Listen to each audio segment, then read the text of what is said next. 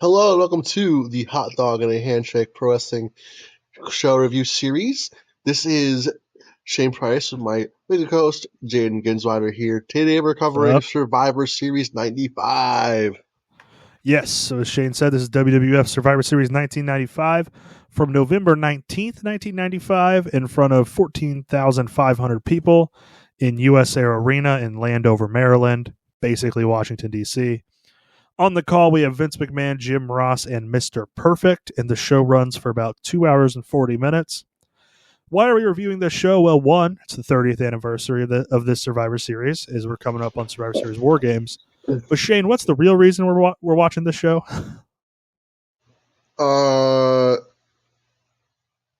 there's two matches I feel like it could be here. There's two. It's the more Shane core one.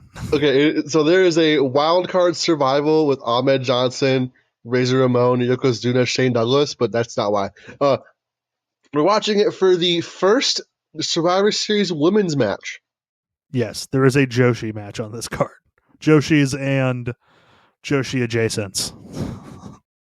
And Harry Whippleman as well for some reason. Yeah. So, but first, you want to get into the first match here? Or were there any dark matches? There was a dark match. Yeah, it was actually an interesting one.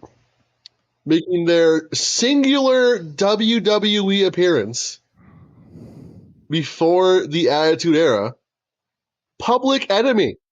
Oh, that's right. Yeah. Public Enemy versus Premier Tag Team. Yeah. They took versus on the father and uncle of the Ass Boys. For the tag team titles too. Yeah. Yeah, which the Smoking Guns retained, I'm sure. Unfortunately. Yeah. Crazy. Can you imagine how fun it would be if Public Enemy shows up and Bart Gunn tears his quad, so they have to call an audible, and the Public Enemy is signed as champs. But just how awesome would it have been if that was main card and we had a show with a Joshi Survivor Series match, Ahmed Johnson, and Public Enemy. So we got weirdly Shane core in 95, I'll be real.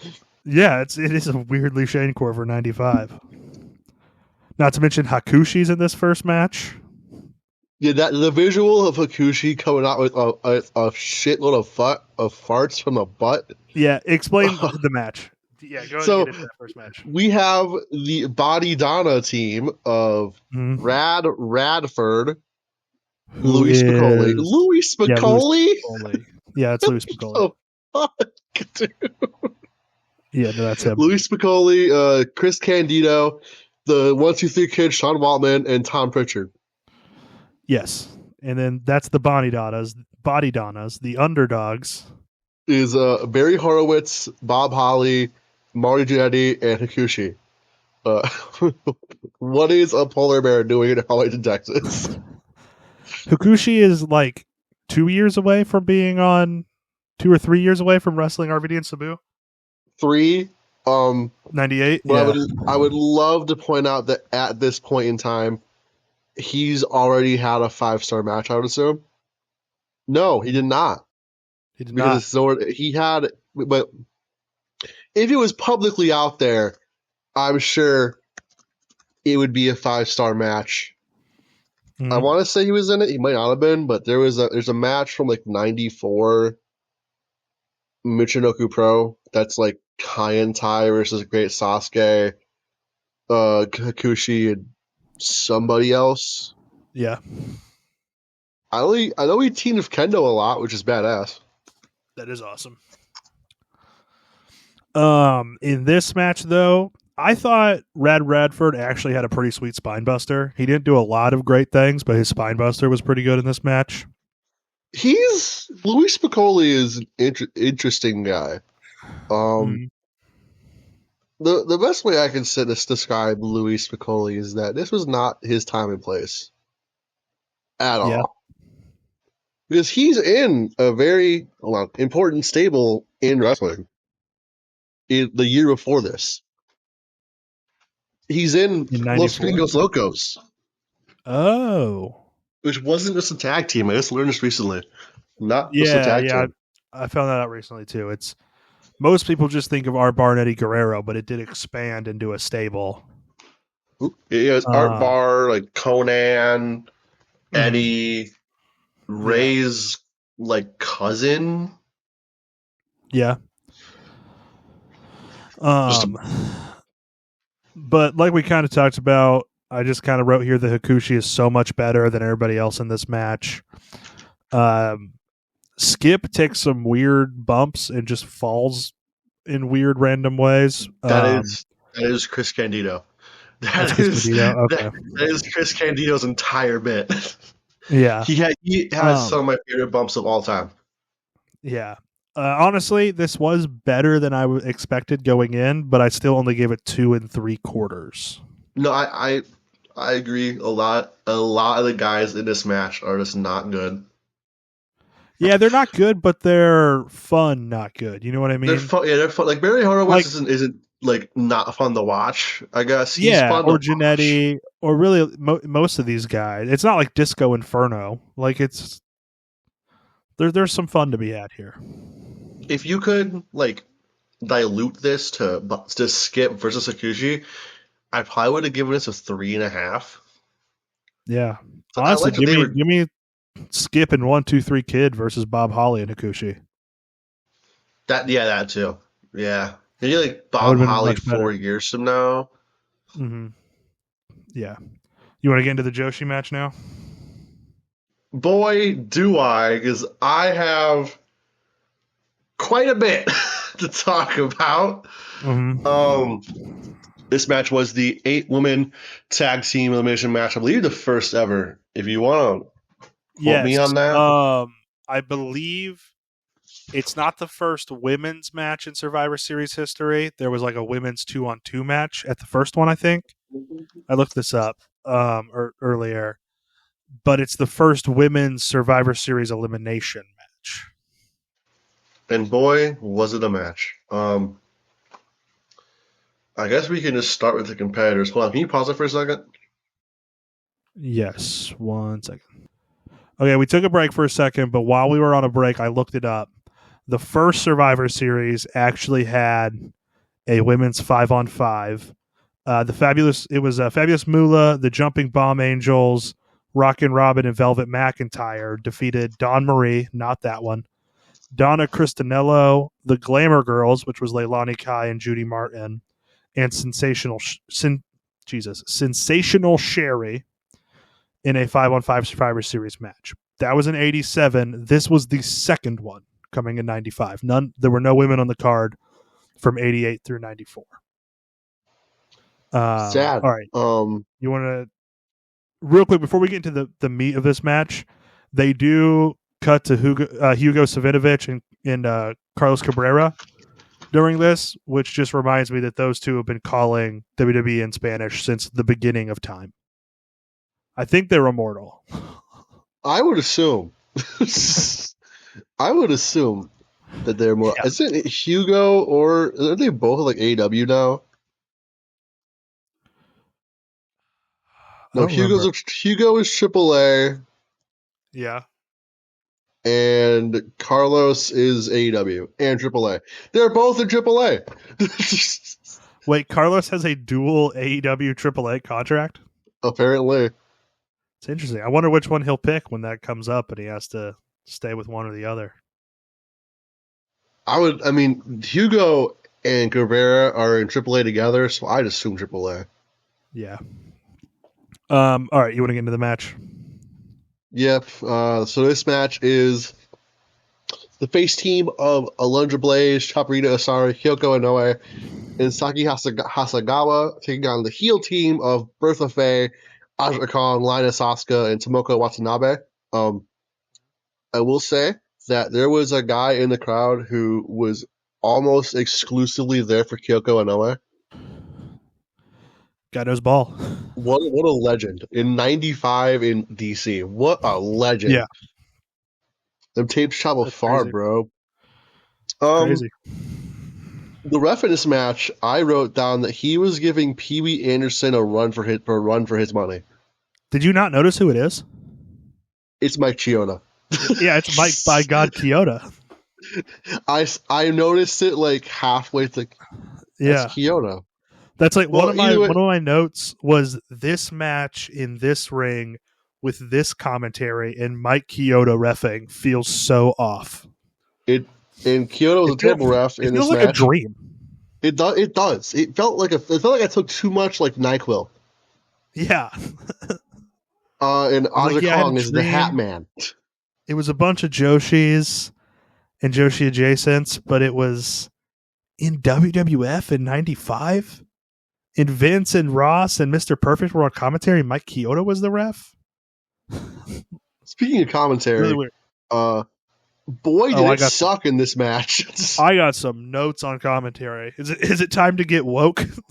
Let's get woke. Let's get it woke for a second. So I have a note here specifically. This was a really good match. I want to get that out there first. But it was brought down by piss poor commentary. There was a lot of sexualizing of the women, which is bad, but to be expected of WWE pre like 2017. But a lot of comments about their weight, specifically Bertha and Aja. And Aja. And what really pissed me off is like Mr. Perfect didn't contribute most of the match. He talked 3 times. In one of them was to say that the ladies should be cooking for their men at home and not in the wrestling ring. Like, dude, what the fuck? Kurt, that's not in the script, Kurt. You don't have to say that. I'll agree. Jim Ross was mostly trying his best. He was trying his goddamn best. I will say, for Jim Ross, he mispronounced damn near every name. You know what? That's fine. Which was going to be my chief complaint was that he mispronounced every name almost. And then like Vince and Perfect were like, you do. And Vince were like, well, Aja's fat. Like, damn, okay, fuck. Yeah, anyways, only 2 people got eliminations this match. Really? Yes, Alundra, Blayze, and Aja Kong were the only ones to ever get a elimination. In the order of elimination, Elias Asuka was out at like a minute and a half, which is total bullshit. Yeah. Saki Hasagawa was in there for like 2 minutes. Chaprita, was in there for 30 seconds. Kyoko Inoue was in there for 30 seconds. Tomoko Watanabe was in there for a minute and a half. Bertha Faye for 30 seconds. And Alundra Blayze and Aja Kong faced off for 3 minutes. Yeah, really unfortunate that they weren't really given time to work. And then, of course, they were being just berated by their own commentary team. But I believe the plan from here was to go Alundra Blayze versus Aja Kong for the title. I mean, yeah, it's a pretty great plan. I'd book that, but could you imagine that in the like? Mania. Could you imagine the fucking like Attitude Era is starting and Aja Kong is beating the shit out of people for shoot on TV? The Attitude Era with a real women's division would have been crazy, dude. Especially if like Aja Kong and Alundra Blayze and all them were still involved. If it was mostly Joshis. Like imagine Aja Kong tried it in China. Akira Hokuto in China. Yeah, that'd be crazy. You're welcome. Like I said, though, this was a really good match. All complaints aside, I gave it 3.5 stars. I gave it 2 3/4. Okay. As they weren't given enough time. I think if you gave them more time, everybody in this match could have had their opportunity to shine. Especially Chaprita, and Kyoko Inoue, who are only in there for and Bertha Faye, who are only in there for 30 seconds and got to do a couple moves. Chaprita, however, did absolutely kick the fucking face of Tomoko Watanabe in. Jesus Christ. Yeah. She hit her super cool, wicked diving move, missed, and her foot went right into her head. Mm-hmm. That is that match. The next match is... Well, before the next match, there was a segment with fake Bill Clinton. Yeah, fake Bill Clinton. Like, she like actual Bill Clinton, and it was clearly obvious right away that it was not Bill Clinton. The prequel to Capital Punishment when they did fake Obama. Every time they go to DC, they seem to get the fake president, but not this time. Dude, fake Bush and fake Dick Cheney. Oh man. They should bring... Dick Cheney just shoots a guy in the head. just fucking kills like Chris Nowinski.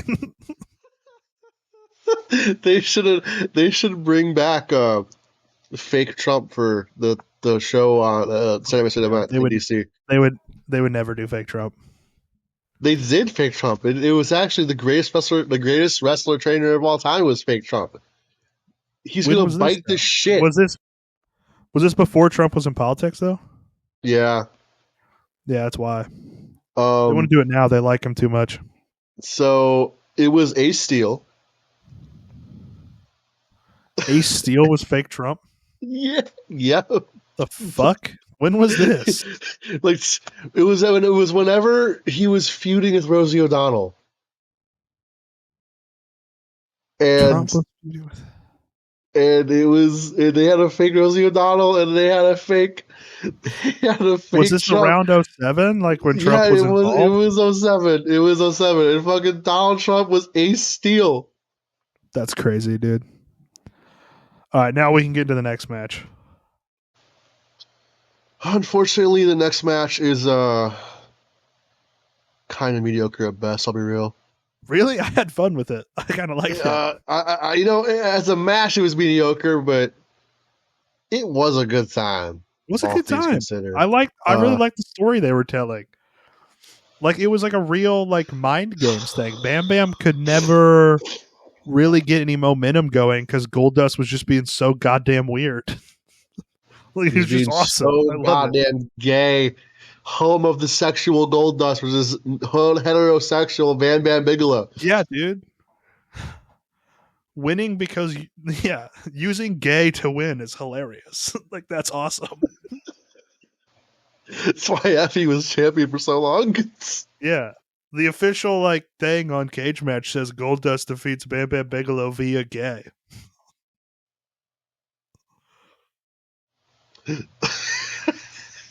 What'd you give it? I gave it 3.5. I thought it was that's awesome. Time. It's awesome. I gave it 2.5. Yeah, I had a great time. I love that. That rules. Yeah. This show was honestly, like, way more fun than I expected. Like, I had a pretty good... I think this next match was the worst match of the night for me. Really? Mm-hmm. That was just kind of... Well, we can get into it. Let's talk about it. The next match is the second... What's that thing on... What's that Undertaker chest tattoo, belly tattoo, second gear crew? I don't know, Undertaker and his amazing friends or whatever. Undertaker and the Funky Bunch.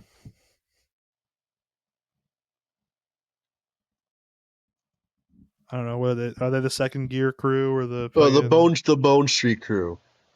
Bone Street crew. Second gear crew is GCW. Second gear crew is it's just this team pretty much, yeah. Is it?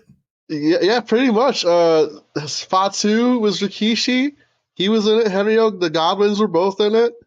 Savio Vega, he was in it. Yeah. Undertaker was in it, yeah. Yeah, and Charles Mason. Then hey, second gear crew was Effie Manders, Vance Warner, and Matthew Justice. Oh, okay. We don't talk about Matthew Justice anymore, but that trio was unkillable. Yeah. They took on the Royals of Hunter Hearst Helmsley, who is just a rich asshole from Connecticut, Isaac Yeah, so Yankum nothing's changed. DDS, who is an evil dentist, but is now Who's an now the evil mayor? mayor of Knox Yeah. County. Yeah. Jerry Lawler, who was just a king, but is now evil. Yep. And King Mabel, who was the world's largest love machine. So, Yep. Rest in peace. Funnily enough, Lawler and Mabel both from Memphis. This match was whatever. Yeah, that's what I thought. I was and kind of then boring. Taker just steamrolled the other team. I love Phantom of the Opera mask Taker though. Oh yeah, you're right. I love that's that. always been an awesome look. I gave it 2.5 stars. I thought it was pretty just whatever. What'd you give it? I gave it 2. I thought it was just, all right. All right. Next up.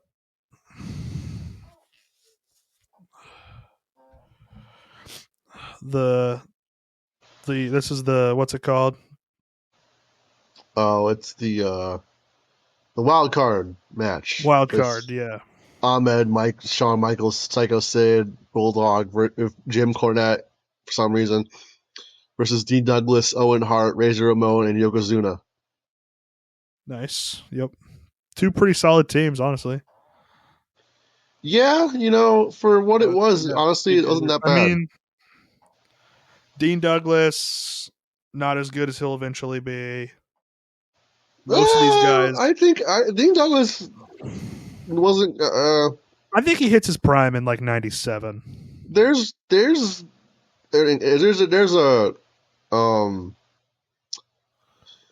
an excuse you could say for it being in like 94 when he wins the NWA title and threw it on the ground, but yeah, I can see that too. Yeah.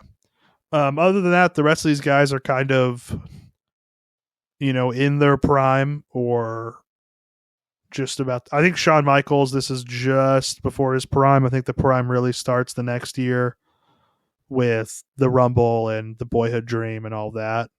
And then like 96 until he loses his smile is kind of his prime. But I thought this was a pretty great match. Shawn was, of course, bumping and selling his ass off, and I mean bumping by 2 definitions here. I was pretty good. It was pretty good. What'd you think? I give it 3 agree with you. I thought it was pretty good. I'd give it like a 3. Yeah, that's fair. Yeah, it was pretty fun overall. Would have liked, just like I say on every episode of this show, I would have liked more Ahmed Johnson. But of course, Ahmed Johnson needs to be in every match ever. Actually, dude, if he was just on every show we did. One day we'll do the Ahmed Johnson career retrospective series. And then he went to Japan and was in the first ever Big Japan show. He was in the first ever Big Japan show, and God, he is the reason why they're still going today. I'm sure you can ask. Yep. Dude, what if we could get him on? That might be the dream wrestler guest. Not like anybody like current, but like, dude, fucking, if we get Ahmed on, dude, hell yeah. Ahmed Johnson, Monty Brown, Kendo, but we'd probably need a translator. I know Spanish speakers. Yeah, we could do that. I know a couple of those. Who else are HDH core guys? Is that it? There's probably more, but off the dome, those are the major ones. Yeah. You want to get into the main event here?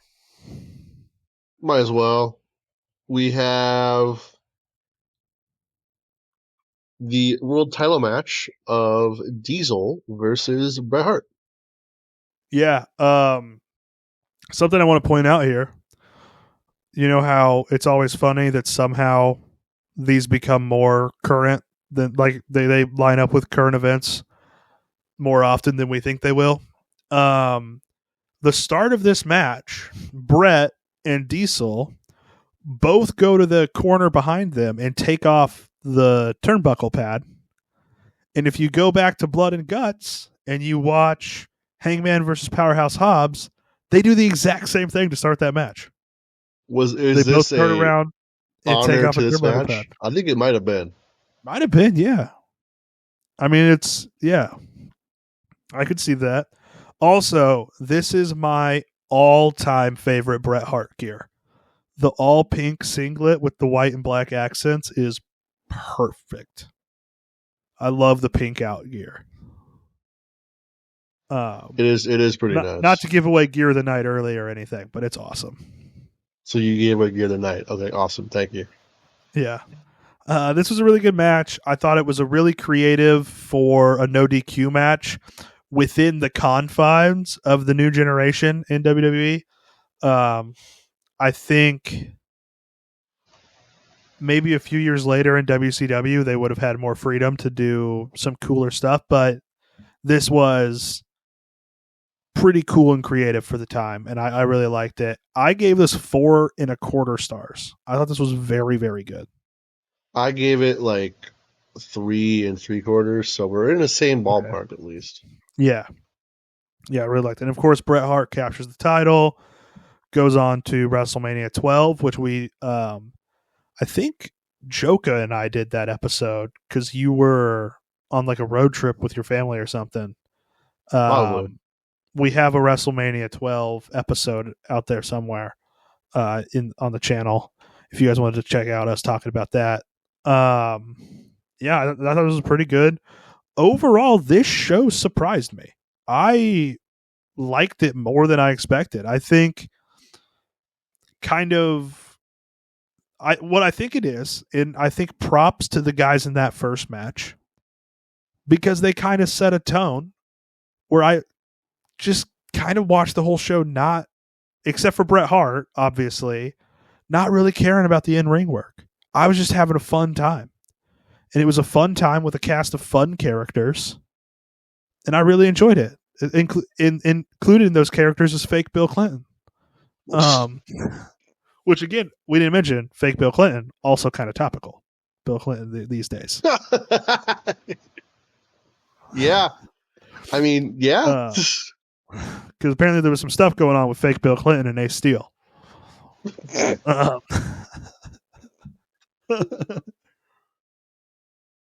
Yeah. Ultimately, I like this show quite a bit. Well, do you want to get into the categories? Yeah. Categories best moment. Not the first one. Is it the first one? Yeah, that's usually, we always say our best moment. Well, best moment. Nothing super stands out for best moment. I don't know. It might have just been Shawn Michaels like bumping and selling his ass off, dude. That might have been the That's best fair. moment. It was just all the time Shawn I, Michaels did I could agree with that. fucked up shit. Or it's fake Bill Clinton. One of the two. MVP of the night. To me, it's Bret Hart for sure. I think he's probably the favorite to win MVP of the night for me any show that we do. But yeah, it's Bret Hart. Yeah, I'll give you Bret too. Yeah. Heat check. Best performance in a short amount of time. I'm giving it to everyone in the women's match.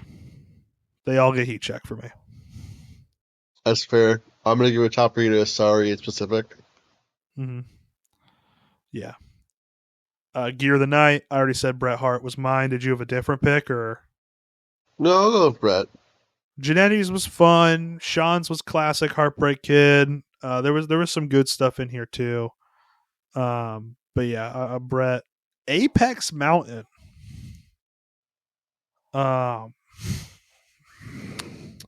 It's not the Apex for Bret or Diesel. It's not really the Apex for anybody else. It's probably the Apex Mountain for that Bill Clinton impersonator. It's Apex Mountain for all Bill Clinton impersonators, dude. Yeah. I don't know. I don't think it's Apex for anything. Surprise of the show?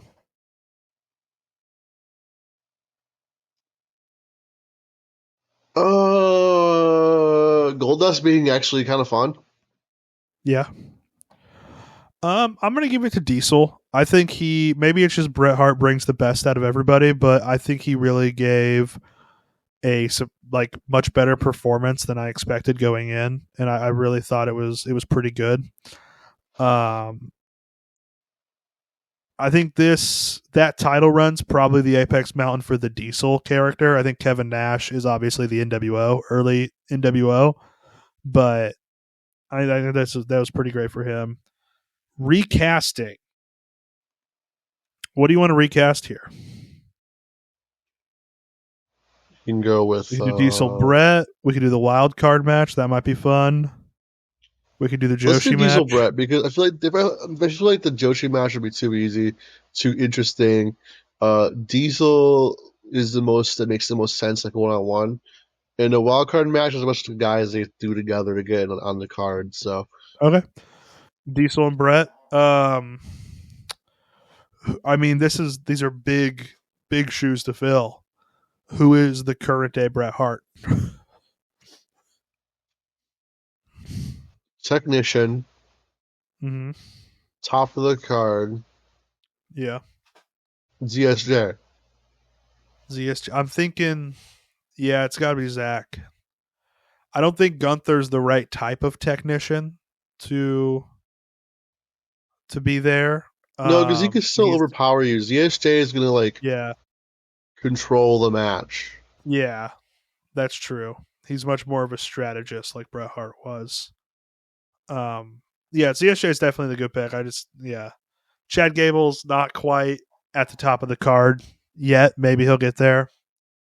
Nobody in AEW now that Danielson's gone really excite me as a technician. Like, they have guys who can get technical with you on the main event level, but you don't think of them first as technicians. Like, Hangman is actually a pretty good technical wrestler, but you don't think of him as a technician first. You know what I mean? You kind of think of him as a brawler first. Who's Diesel right now? Oh, Is it Drew? yeah. I mean, stature, like, just by being a huge dude. I think Drew's probably a little bit more athletic than Nash was at that time.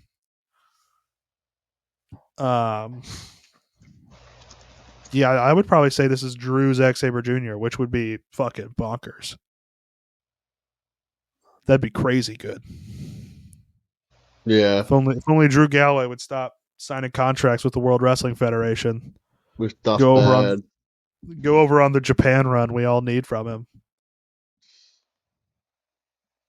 Dude, imagine Drew McIntyre in the ring with Yuto Ice, dude. Mm. Imagine how awesome that would be. That would be baller, yeah. Best double feature.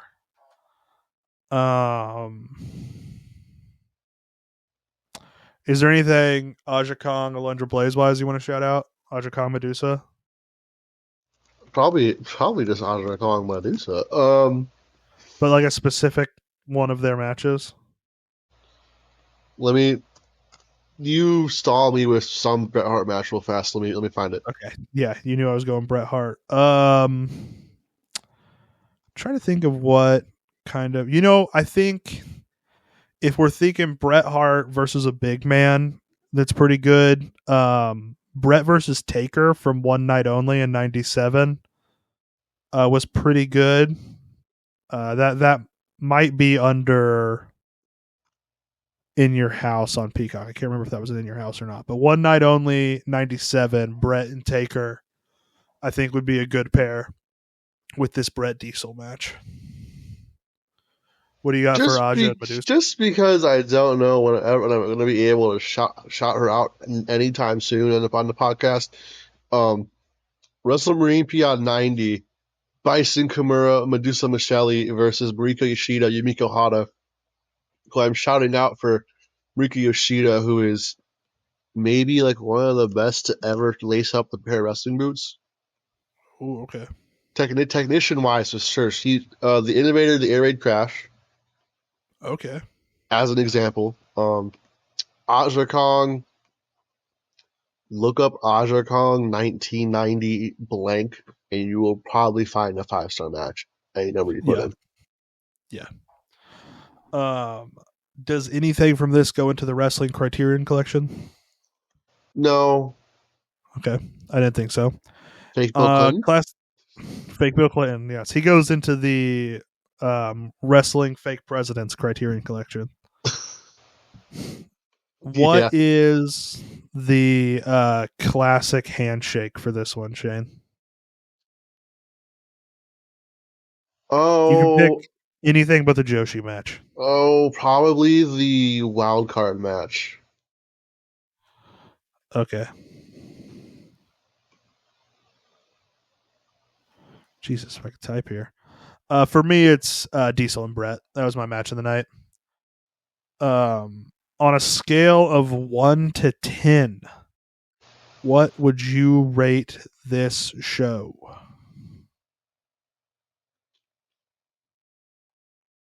Out of 10, I'd probably give it a nice 5. Nice solid 5. Okay, I went 6, so we're in the same region here. Still, again, for the umpteenth time. Yeah. Now you want to preview what we got next week?